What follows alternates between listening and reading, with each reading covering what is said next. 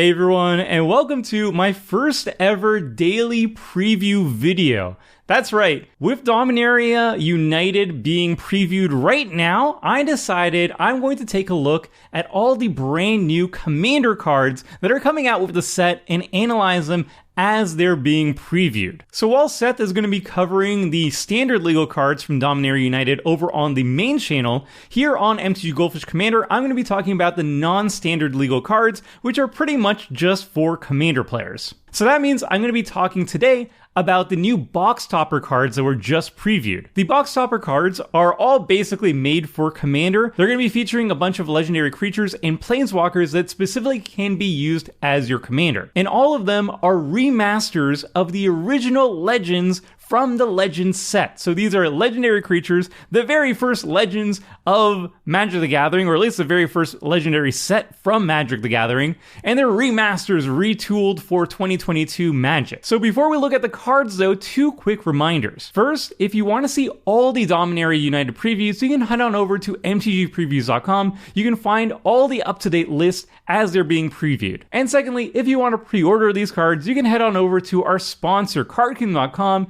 Use the affiliate link cardkingdom.com/mtggoldfish to support the channel while you're buying these cards, and make sure to ask for a scoop sticker in the order notes and you get some free swag along with your cards. Alright, now let's jump into the sweet new cards preview today. First up, we've got Ramses Assassin Lord. This is a 4-mana Dimir 4/4 legendary creature, human assassin with death touch, and other assassins you control get +1/+1, and it has a really powerful triggered ability. Whenever a player loses a game, if they were attacked this turn by an assassin you controlled, you win the game. So Ramses is a throwback to the original Ramses Overdark, which was an overcosted Dimir creature that can tap to kill target creature that has an enchantment card on it, an aura on it. So no real similarities there in terms of card mechanics, but it is a cool throwback. Now, as for the card itself, I think you can build Ramses a couple different ways. The first way that I think is going to be highly effective is actually going a Voltron style with Ramses, because Ramses himself is an assassin. If you build a Voltron style deck, you're kind of getting around the major drawback of Voltron, where you traditionally can only kill one opponent at a time with lethal commander damage. Now with Ramses, if you just kill one opponent with Ramses doing 21 commander damage, you kill the entire table. So it's triply effective in terms of dealing commander damage. And he pairs up very nicely with, say, a hatred effect. You could pay X life, target creature gets +X+0 until end of turn. So Ramses is a 4/4. If you want to get to 21 damage, all you gotta do is pay 17 life, and then boom, 21 commander damage. You kill one person, and you kill the rest of the table as well. Another way you can use Ramses is actually not as a commander, but as part of the 99 of Etrada the Silencer. Etrada is a fantastic commander in terms of taking out one opponent at a time, because she can exile target creatures and put hit counters on them, and then if they have 3 or more hit counters on that player, they lose the game. So with Etrada, you can take out one person pretty easily if you build around her drawback, which is constantly shuffling herself back into the library. If you build around that effect and not have to shuffle her into your library each time, maybe bounce her to hand, maybe just stop that triggered ability from happening in general, you can take out an opponent really easily. Now, taking out 3 opponents, like I said, in a Voltron style strategy is kind of difficult, but with Ramses, you just have to kill one opponent and then you kill the entire table. So this is a fantastic pickup for Etrada. And the final way you can use Ramses is actually Assassin Tribal. So Assassin Tribal is a weird tribe in that there's a decent amount of assassins, but they're not particularly great, and there's not a lot of tribal support card yet. From Dimir, I could only find 2 other cards, Scarblade Elite from Lorwyn, and more recently Mari the Killing Quill from this year in New Capenna. These cards are great. However, we just don't really have enough to make an Assassin Tribal yet that's very cohesive. These cards are great, but yeah, they're just not enough support quite yet, but this might be setting the foundations to see Assassin Tribal become more fleshed out in future sets. So I would keep an eye on Ramses as an Assassin Tribal deck and see where Wizard of the Coast takes this tribe in the future. Alright, moving on to our next card, Stangg Echo Warrior. So Stangg is a 4-mana Gruul 3/4 legendary creature, human warrior, and it says whenever Stangg Echo Warrior attacks, create Stangg Twin, a legendary 3/4 red and green human warrior creature token. It enters the battlefield tapped and attacking. For each aura and equipment attached to Stangg, create a token that's a copy of it attached to the Stangg Twin. Sacrifice all tokens created this way at the beginning of the next end step. So this is a throwback to the original Stangg that when it enters the battlefield actually made a Stangg Twin token as well. So it's very much a cool throwback that's mechanically kind of similar as well. Now, what do you do with Stangg? I think you can take him basically two different ways.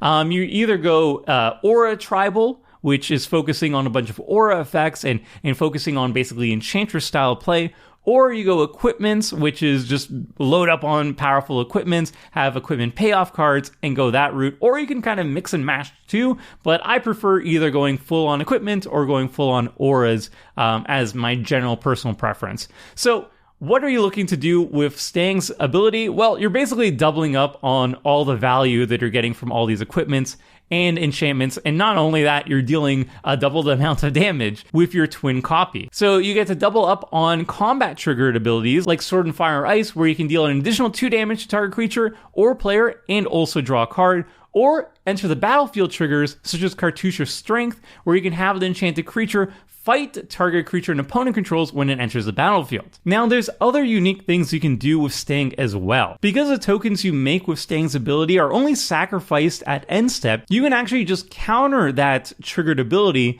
by ending the turn prematurely with Sundial the Infinite, or you can prevent sacrifice abilities with Assault Suit so you keep the Stangg Twin around. Although, if you do these things, you probably want to have Mirror Box to get around the legendary rule so you can make further Stangg Twins on further combat steps. Now, moving on to the next new commander, this is Hazezon, Shaper of Sand. This is a Naya 3-mana 3/3 legendary creature human warrior with Desert Walk, which is kind of a throwback in itself. We haven't seen Desert Walk in a while. This creature can't be blocked as long as the defending player controls a desert. Probably just flavor mostly. I don't expect this to ever be super relevant in a game of Commander. However, the other two abilities are quite good. You may play desert land cards from your graveyard, and whenever a desert enters the battlefield under your control, create 2 1/1 red, green, and white Sand Warrior creature tokens. So this is a throwback to an old school but still very powerful commander, Hazezon Tamar. This is a 7-mana 2/4 Naya legend that made Sand Warrior tokens equal to the number of lands you had onto the battlefield. Arguably, the original is probably more powerful than the new one, but also the original is on the reserve list and is quite popular and is hundreds of dollars, so that's pretty much more difficult to get your hands on a real copy of it, at least. So Hazezon is definitely a more budget-friendly approach on if you want to play a Hazezon deck. So how do you build around Hazezon? Well, it's pretty obvious. He cares about deserts, so you're going to be building a desert deck. What does that mean? Well, there's 18 deserts in Naya colors. All of them are pretty meh, but the cycling deserts, for example, are pretty darn sweet with Hazezon because you can cycle them, draw a card, put them in the graveyard, and then just play them from the graveyard with Hazezon's ability. There's also a couple cards in Naya colors that care about deserts. Not a lot of them are actually very good, but the best one is definitely Shefet Monitor. If you cycle it, you can search your library for a basic lane card or a desert card, put it onto the battlefield, then shuffle your library. So that's a pretty sweet ability. Other than that, though, Desert Tribal is not going to be the strongest strategy in Commander, but there is hope that the desert archetype will be better in the future because one plane that we're probably going to be revisiting at some point that deals a lot with deserts is actually Amonkhet, and that's where Desert of the Fervent is from, that's where Shefet Monitor is from. So if we do revisit that plane, I expect to see more desert support cards popping up, and that will make Hazezon Desert Tribal a lot more powerful in the future. But for now, the strongest way to build Hazezon, in my opinion, is going to be landfall. Or, if you're really mean, land destruction. So, because Hazezon can play lands from your graveyard, being able to play additional lands each turn with cards like Azusa or Oracle Moldiah is going to be really strong, because you can like cycle your lands first and then play them from your graveyard, and you're going to trigger landfall abilities like Avenger Zendikar, for example, to grow your plant tokens. But you know, the strongest way, I think, you're in white, you might as well play some Armageddon effects. Destroy all lands, everybody loses their lands. However, you can still play your lands from the graveyard because they're deserts, and that's kind of great. It's mean, so I don't really recommend building Hazezon like this unless you know your group is actually okay with mass land destruction. But if your playgroup is okay with mass land destruction, then I think Hazezon is actually an interesting commander for a land destruction deck. All right, moving on. We got Sivitri Dragon Master. This is a new Dimir Planeswalker that can be your commander. So it's a 4-mana Planeswalker that starts with 4 loyalty, has a +1 ability until your next turn. Creatures can't attack you or Planeswalkers you control unless your controller pays 2 life for each of those creatures. So that's pretty good if you're just trying to be a little bit defensive. Your opponents can still attack you if they really want to, but if they're on a go wide deck, for example, it's going to be really expensive in terms of life loss to hit you. If it's one big creature, you're probably out of luck, but it's a good deterrent nonetheless. Her -3 ability is quite strong. Search your library for a dragon card, reveal it, put it into your hand, then shuffle. And then finally, her -7 ability, her ultimate ability, is destroy all non-dragon creatures. So this is definitely a dragon tribal support card or commander. And it's a throwback to Sivitri Skarzam, which was a 7-mana Dimir legendary with no card text whatsoever, just a 6/4, which I guess was big for a black-blue creature back in the day, and has an interesting flavor text of even the brave have cause to tremble at the sight of Sivitri's Skarzam. Who else has tamed Skarzam's dragon? That's a weird flavor text. Anyway, back to the card itself. What are we trying to do with Sivitri? I think it's pretty obvious. It's Dragon Tribal. Her -3 ability lets you find a dragon card, put it into your hand, then shuffle. So you could have like a hidden commander. If there's a non-legendary dragon card that is really powerful that you want to build your deck around, you can just have a Sivitri in the command zone, and you can tutor it up anytime you want. You just cast Sivitri, -3 her, get that Dimir, black, blue, whatever, non-legendary dragon from your library and put it into your hand so you can cast it immediately. So where do I think Sivitri is going to be most useful? Not as the commander, because there's not a lot of Dimir dragon tribal support cards yet in those colors. But you know what is a great deck for Dragon Tribal and can run her very easily? It's the Ur-Dragon. Yes, the Ur-Dragon would like to have a easy tutor ability for a -3, would like to +1 her with big dragons blocking the way as well, and also her -7 ability is also incredibly powerful in Dragon Tribal. Is she amazing? Is she like a staple in the Ur-Dragon? I don't think so, but she is a strong playmaker and on-theme planeswalker for the deck, so I think she's very cool there. All right, moving on, we got Jedit, I don't know how to say this name. Jedit Ojanen, a Mecernary. This is a 3-mana Bant commander because it has an Azorius casting cost, 1 white and a blue, and it has in its card text the green symbol, which means that it actually is Bant in its color identity. So it's a 3-mana 3/3 Azorius creature. Whenever Jedit or another legendary creature enters the battlefield under your control, you may pay 1 green. If you do, create a 2/2 green cat warrior creature token with Forest Walk, which means it can't be blocked as long as the defending player controls a forest. And this is a throwback to actually 2 different cards. The first one being Jedit Ojanen, which was a 7-mana 5/5 in Azorius. No card text again, just some cool flavor text. Yeah, Legends. It was a different time. And then there was a time-shifted version of it that was mono green and actually made Forest Walk Cat Warrior creature tokens. So Jedit's actually a throwback to two different versions of this character. So what are you doing with Jedit? Well, I think it's going to be pretty simple. You're going to go for Legendary Creature Tribal, and Legendary Creatures have quite a lot of support these days. It goes back to primarily original Kamigawa, with cards like Reki, the History of Kamigawa, which lets you draw a card whenever you cast a legendary spell. But in Dominaria as well, the first time we went back to Dominaria a couple years ago, that was also a sub-theme of the set, and I assume that's also going to be a sub-theme of Dominaria United as well. So you can go for Legendary Creature Tribal, and there's a good amount of cards to actually trigger Jedit's ability pretty consistently.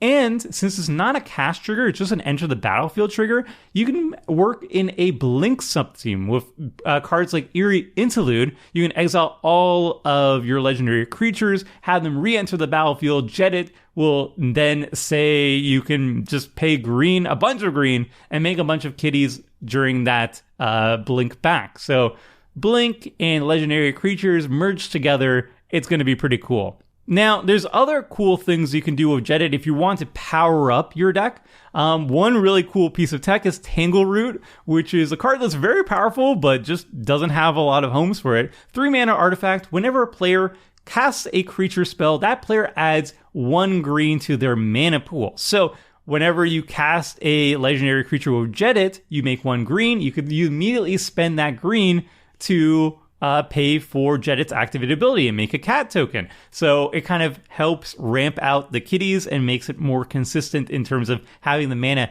to cast for them. And also Jedit and any legendary creature allows you to kind of take these 3 cards, Tangleroot, Nim Deathmantle, and Ashnod's Altar, and just combo off and win. You make a lot of mana this way. What you do is you sacrifice the legendary creature and the token that you just made off Jedit with Tangleroot to Ashnod's Altar to make 4 colorless mana, and you can return the legendary creature that you just killed sacrificed off to the altar with Nim Deathmantle by paying that 4 mana to it. And you can do that infinite times. If you have some sort of payoff card, like anything that will ping your opponents whenever a creature you control dies or enters the battlefield, you win the game. So it's kind of a janky combo, but it is there. I don't think Jedit's going to be the most powerful commander out there, but it is a cool one, and there are ways to power out a finisher like this combo. And then finally, the one thing you can always do with Jedit is you can give all your kitties Forest Walk very easily against any of your opponents, even the ones who aren't playing Forest, with Yavimaya, Cradle of Growth, which makes all lands on the battlefield forests in addition to their other land type. All right, so that was all the new Box Topper commanders from August 18th today. I hope you enjoyed this video. Let me know what you think about these daily previews and how I did. I don't know. First time doing them, so any criticism is welcome. Thanks so much for reaching the end here. Like and subscribe if you like this sort of content. Until next time, friends. See ya!